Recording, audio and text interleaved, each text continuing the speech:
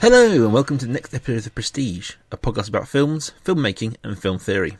In each programme we'll focus on a particular movie and we're going to talk about that, give it a bit of a review and discuss some of the ideas and themes that it throws up. And as always, we'll end with our recommendations for films following this week's choice. The links will be as close or as tenuous as we want, based on writers, actors, directors, themes, however we choose it. First of all, who are we? Well, we've introduced ourselves over 30 times now, so I'll keep it brief. I'm a teacher. He's a filmmaker, stuff like that. But I do just want to say one thing.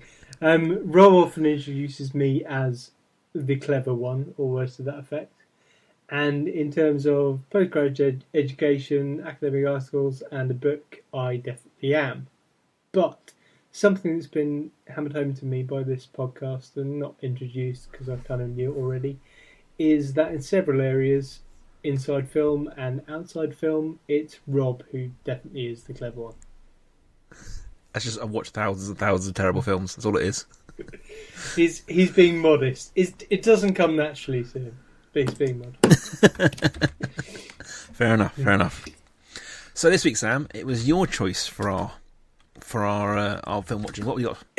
This week we have the 2014-15 film Whiplash.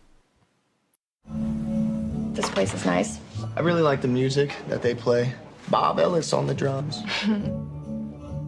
I'm part of Schaefer's Top Jazz Orchestra. It's the best music school in the country. The key is to just relax. Don't worry about the numbers. Don't worry about what the other guys are thinking. You're here for a reason. Have fun. 5, 6, and... I want to be great. And you're not. We got Buddy Rich here. Little trouble there. You're rushing. Whiplash is a film from director Damien Chazelle, starring J.K. Simmons and Miles Teller. And I just say 14-15 because it had a very limited release in... it was released at Sundance Film at the beginning of 2014, and then limited release later on in America and Canada towards the end of that year. Then went on general release and was available around the world at the beginning of 2015. And it won Best Supporting Actor Oscar for J.K. Simmons, although for the majority of the film, the piece is carried by Miles Teller. The film focuses on a few months in the life of a student at the Schaefer Conservatory in New York, played by Miles Teller, who has a single-minded focus on his drumming studies to the exclusion of all else. Fairly early on in the film, in one of the best scenes of the film, I think he is asked whether or not he has any friends, and in his answer, Teller doesn't even seem to consider the possibility of having them. J.K. Simmons is Terence Fletcher, who is a music teacher working at Schaefer with somewhat unorthodox attitudes to the development of his protégés. Unorthodox is the word. So that's the setup of the film. Rob, your thoughts? I really liked it. This is one of those films that got a lot of awards buzz, shall we say. And I think anyone who's a avid film watcher knows to take those kind of things with a slight pinch of salt. Because often they're more worthy than good, shall we say. And they tend to have an obsession with films about genius as opposed to anything else. That being said, I thought this was an amazingly intense film viewing. Sam and I discussed this the weekend, and very often when you're watching a film, you're doing something else as well. Often you've got maybe a magazine in your lap, on your phone. Films can become backgroundy. This is one of those films where for 2 hours I did nothing but watch this film. The two main performances, and there are really only two performances in this film. There are a few ancillary characters, but they are incidental at best. The two main performances are furious performances of talented actors. I think that J.K. Simmons is entirely deserved his Oscar. I think his is a powerhouse performance. I think the script was well done. I think that the film surprised me at turns. I think the film, there's one bit which we'll come to in time where I really thought the film was going down one route, which kind of made me sad a little bit. But it does pull the rug directly from under you in that, and then does it again.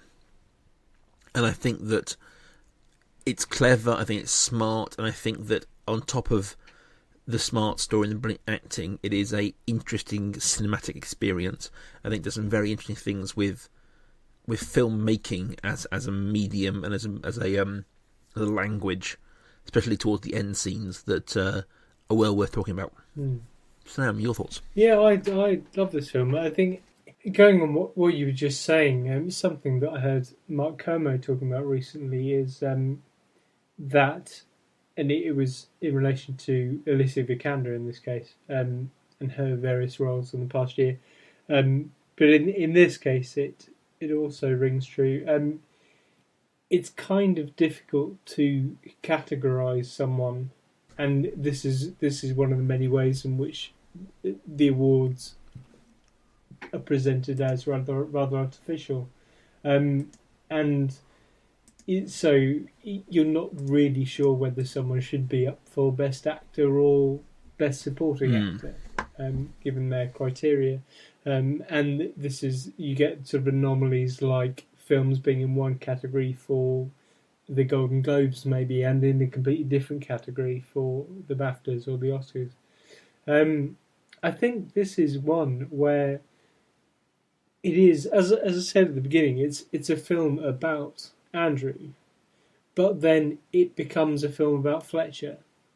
And I think there is an argument to be made for saying that Miles Teller should garner the Best Actor award at the beginning, and J.K. Simmons is supporting, but then those roles switch around halfway through the film. So there is something to be said for saying that these two should have been up for award together as sort of like an ensemble cast, a pairing, as a particularly successful manifestation of that. I agree. I think that there's. I would probably temper it a little bit and say probably didn't. That the second half is very much a two-handed performance, right? And it's about the relationship. So the film starts with being about Miles, Andrew, and it becomes about their relationship, and in which you don't really have a lead actor because it's about their interactions. Yeah, right. I thought it's interesting though. You slipped up and said Miles instead of Andrew, and there is something about this because Miles Teller is himself a drummer, which meant that Giselle could. He didn't have to do sort of editing tricks to get around not showing Miles Teller's hands. So that slip of yours kind of showed you that there's a sort of slippage between the actor and the character in this. I think Miles Teller is very good at representing the psyche of someone who he says wants to be appreciated by Fletcher, although you get the feeling that he doesn't really want to. I mean that's the impression that I got. He just wants to be the best. It's not at the beginning. It's not about Fletcher. It's not about impressing Fletcher. It's just about being the absolute best. I think that's. I would wholly agree. I think that whilst it becomes about their interactions and the back and forth between the two of them, it very much starts with him, his desire to move on. He sees Fletcher as the next step in his mission to be a drummer at wherever. And I think that there's very much that kind of, I'm trying to think of the word I'm looking for here, that in many ways that Andrew's character is kind of blank at the start, and you never find out a lot. I mean, there is one scene with his family, and you find out about his dad and his mum, but J.K. Simmons' character particularly, you never find out about his family. No. You've never found out about if he's got wife, kids, anything like that at all. So I think this is where the film almost strips away all of the crap that can often come with these films. Yeah. And Andrew, you do have the scenes with his dad, and you do have the scenes with his on-off girlfriend, but they almost exist entirely just to kind of to show how unimportant they are. That their ancillary nature in the film exists to highlight the fact that they are ancillary in his life. Yes, yeah. The film pays him such little heed because he pays him such little heed. And I think that's a clear thing. I will say that I think that, just before we move on too much, J.K. Simmons is a actor that we've all seen in hundreds of things. Most notably, obviously, the Spider-Man films where he plays J. Jonah Jameson. But he's been in hundreds of things that we all know over the years. And I think it's a testament to him that at no point did I see the actor in him. No. He very much owns this role.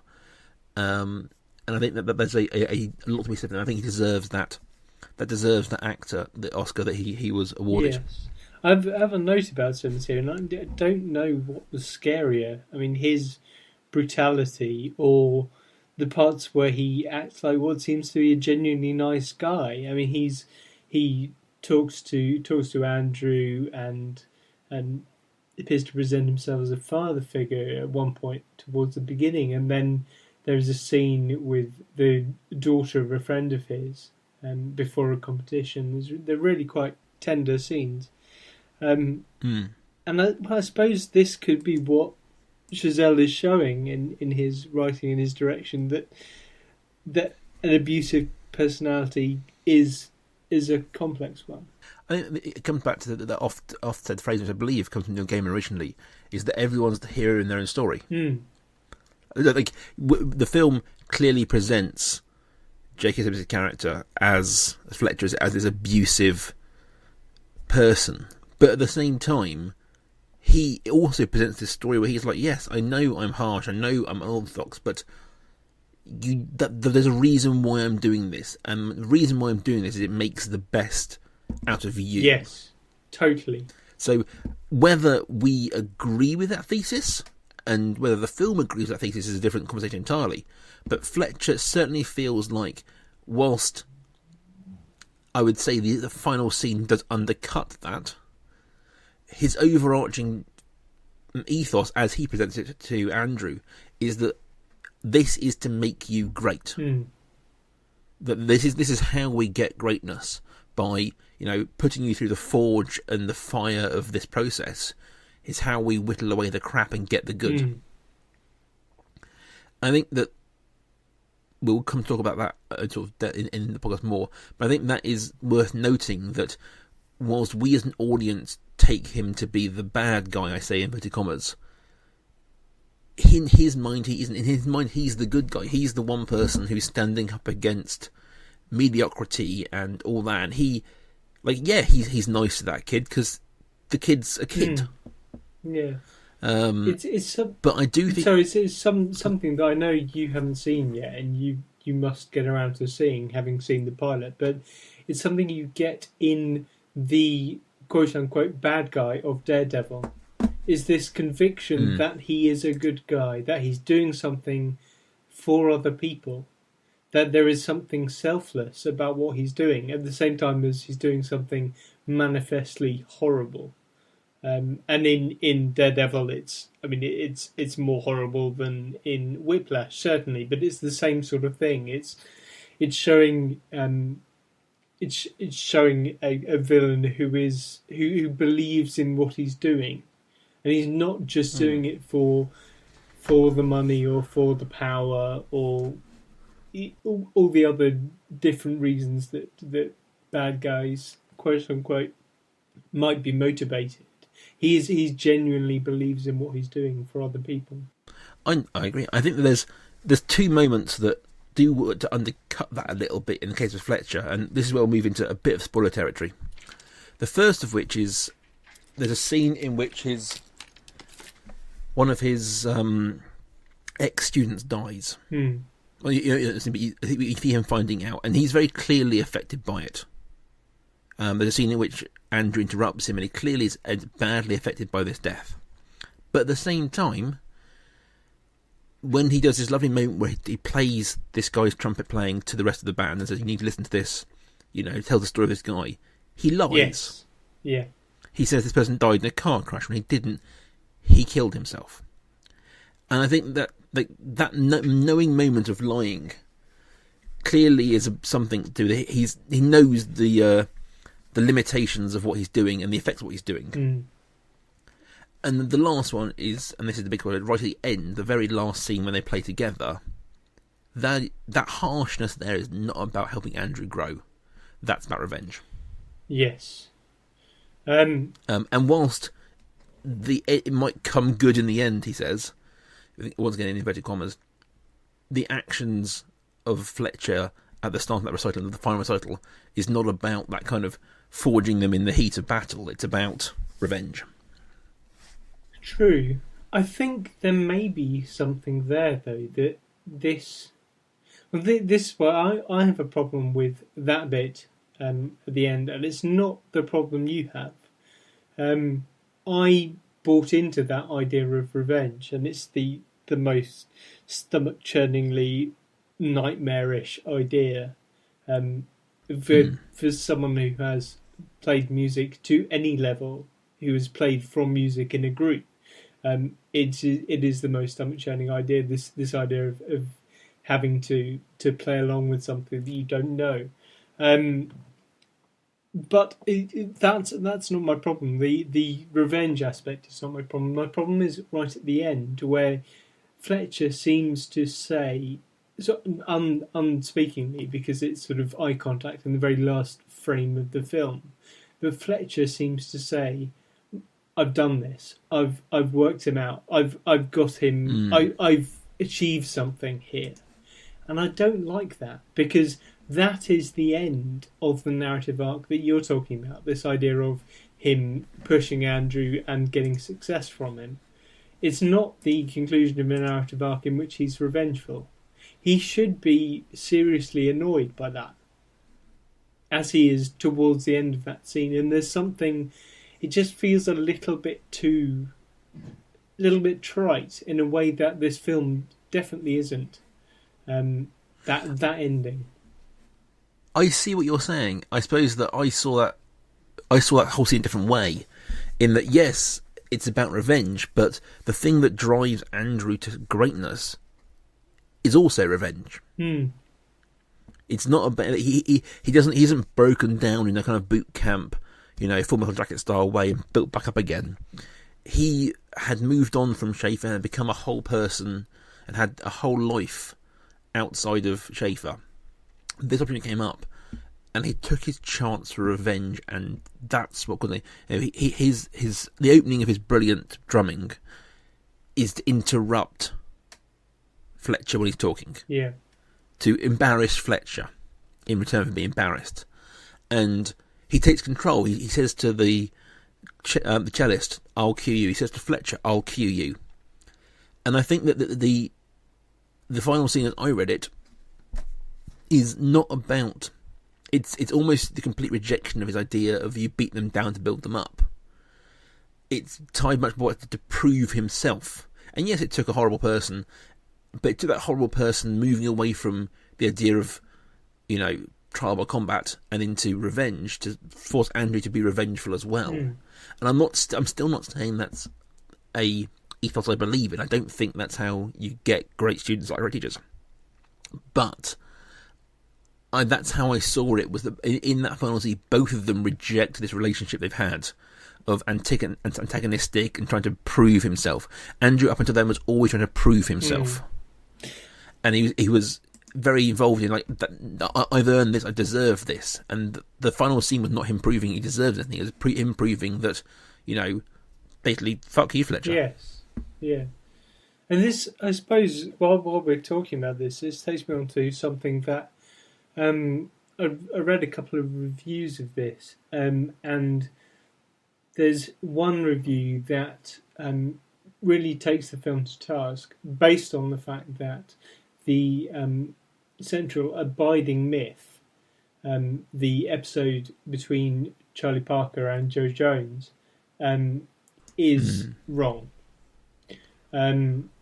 Now, I knew about this episode. I hadn't really thought about it, and when it was introduced to me in the film, I just went along with it because that's how I kind of half remembered it. But I half remembered it in the way that the film wanted me to, because what actually happens is Charlie Parker is a young saxophonist. He goes off-piste and does little flourishes, and it according to one account, goes out of tune by the end of it, and he goes off key completely.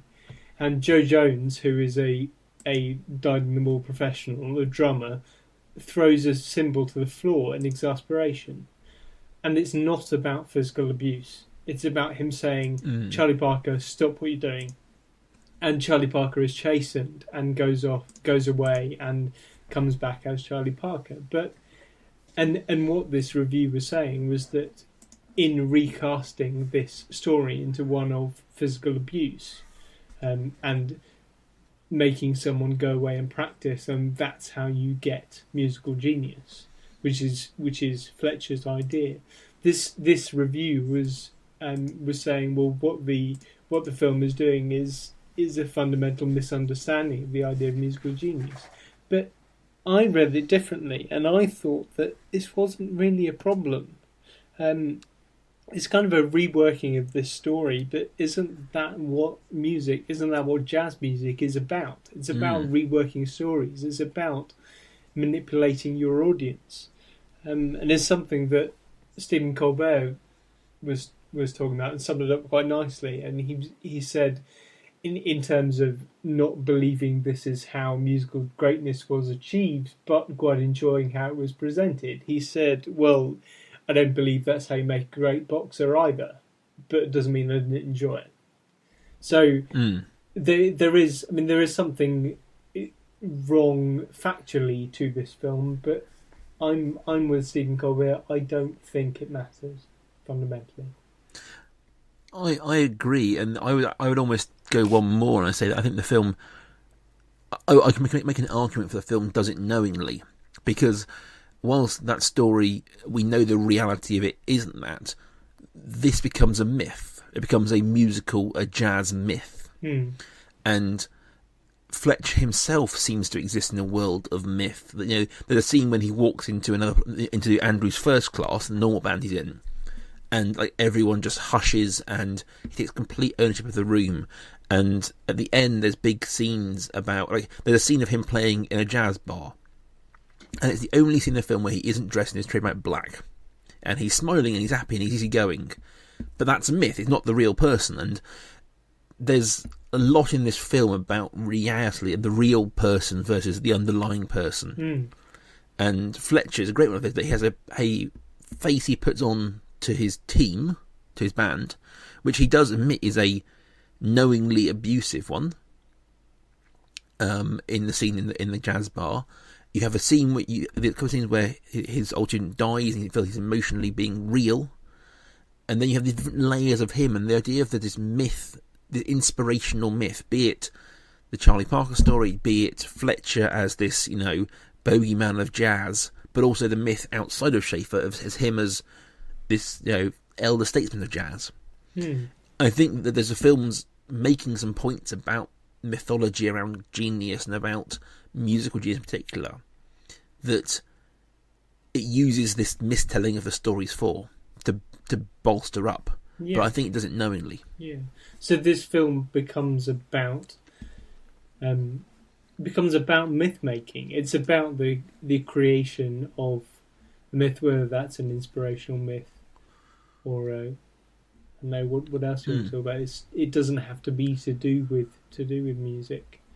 And even with, I like what you're saying there, and even with when he has that moment where he tears up about Sean Casey, as you've already pointed out, it's a lie. So this is a creation. This is another layer. This is another aspect of the myth.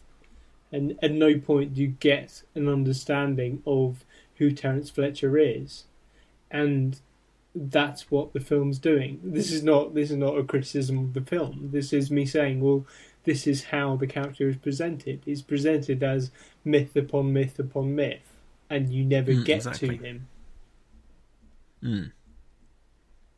I think that's where the final scene works for me, is because it's a scene in which Andrew sees behind that myth. Up until that point, he's been this mythological character, be he the Minotaur at the end of the maze, or be this kind of this titan of horror, or this actual father figure who he embraces in the jazz scene. The scene where Fletcher then actually turns around and abandons him on stage is the moment when he sees through that myth, and it knocks Fletcher down, but raises up Andrew so that he's no longer mythological to him.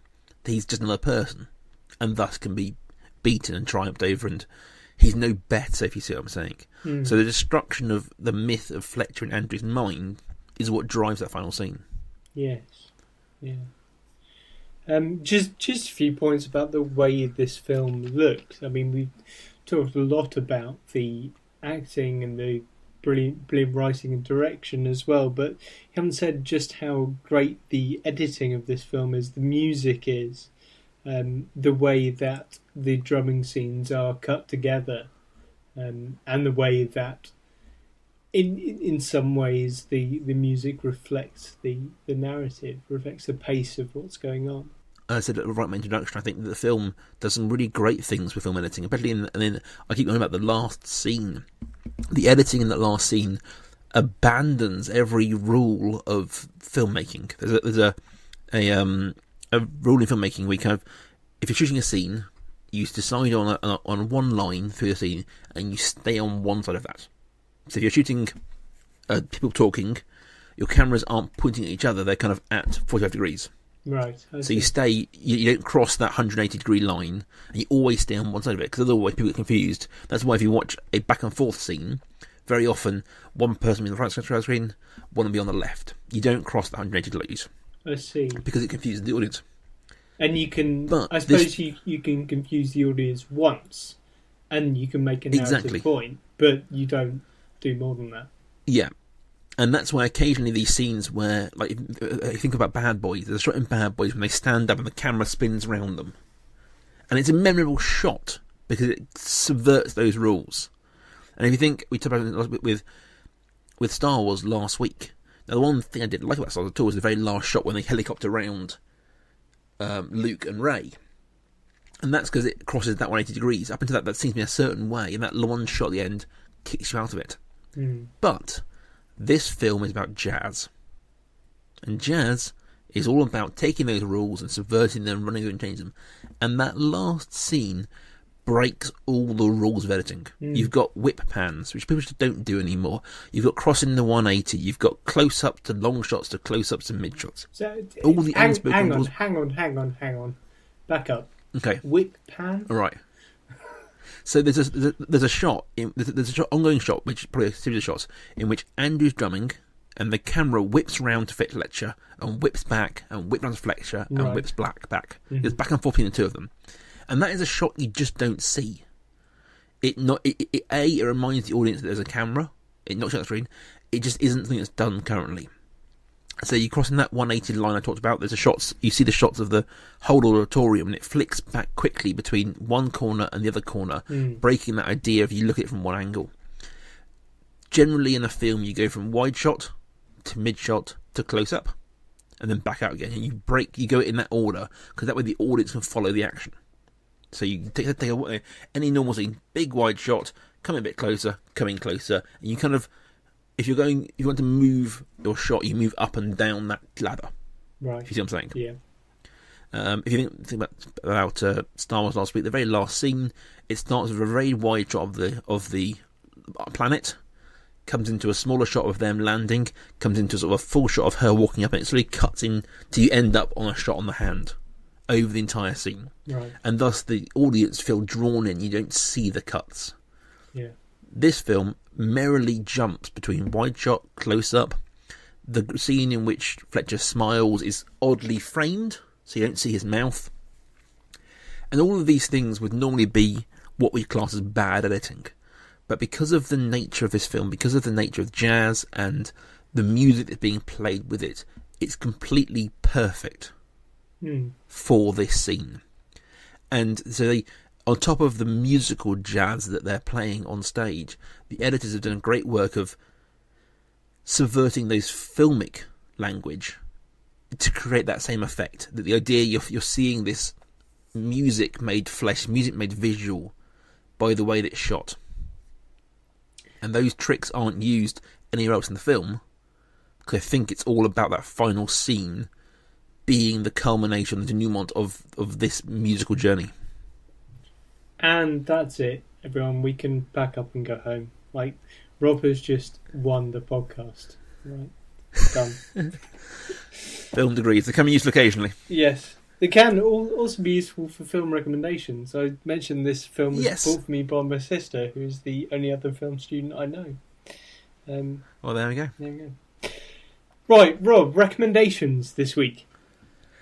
Yeah, so I'm making two films. Like, this is one of those films where I struggled for a long time to find a recommendation that I felt was in the same kind of style and ethos of it. I kind of failed. I couldn't think of a film that was similar, so I've kind of gone around it. But this film stands alone in the way it presents and handles these things, so they are a bit more disjointed.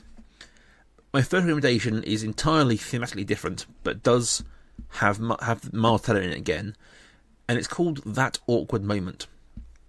It's from 2014.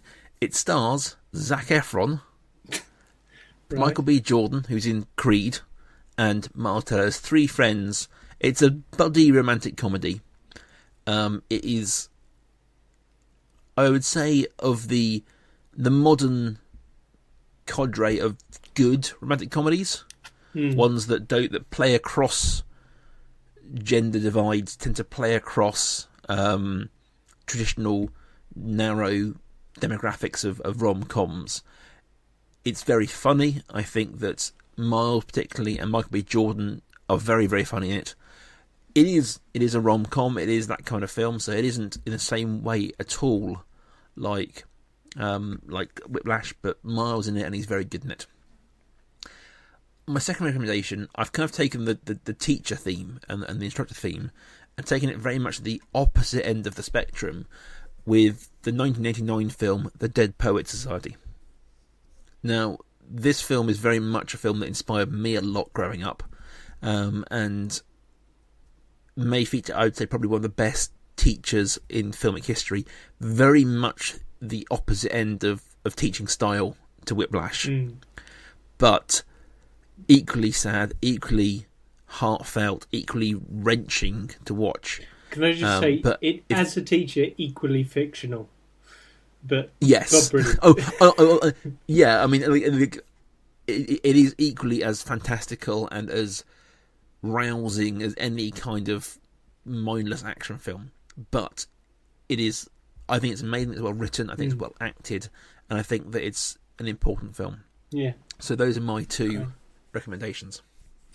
My recommendations for this week, like you, I had trouble picking films that were thematically linked in any way to this, which sort of stands on its own. So I have cheated and gone for one that just reminds you of, I suppose, that stage in J.K. Simmons' career you were talking about, where he is a character actor who is in everything. And I thought he was very good, unremarkable, but in a good way, as the father in Juno. So that's my recommendation for one. And my second is one that is not going to come instantly to mind because it's thematically very different. But it has the same sort of ideas of competing personalities and an intense environment, and the fact that the people can't understand what's going on. It's the 1995 Al Pacino, Robert De Niro film Heat. Okay, they're my two recommendations for this week. So next week is your choice. Yes, it is my choice. And I am denied with a film to pick this week. By the way, I don't like it when you say that. I can tell you've got a little smile on your face, and you know you're going to let me in for something. Well, no. This is. I'm not going to make you watch any more Italian horror. I promise. Okay. I've got some films I want to cover on this. I've got behind the scenes listeners. I've got a list of films I want to talk about on this at some point. But some of them I'm kind of like, I don't know what we're going to talk about in that film. But you know what? We'll find something. So next week, I would like to watch and talk about the 1972 sci-fi classic Silent Runnings. Oh, brilliant film. Good. It's one I probably haven't seen in 10 years. No, me neither. I remember watching it growing up and loving it, and it's always struck me as being different to other sci-fi of the era, and we'll talk about that all next week. Oh, good. I'm happy and relieved. I don't know where you're going. Right. We would love you to get in touch if you can. We are both available on Twitter at Prestige Podcast. Or you can find just me at Rob Kaiju. Or just me at life_academic. And we'll see you all next week, guys. Cheers!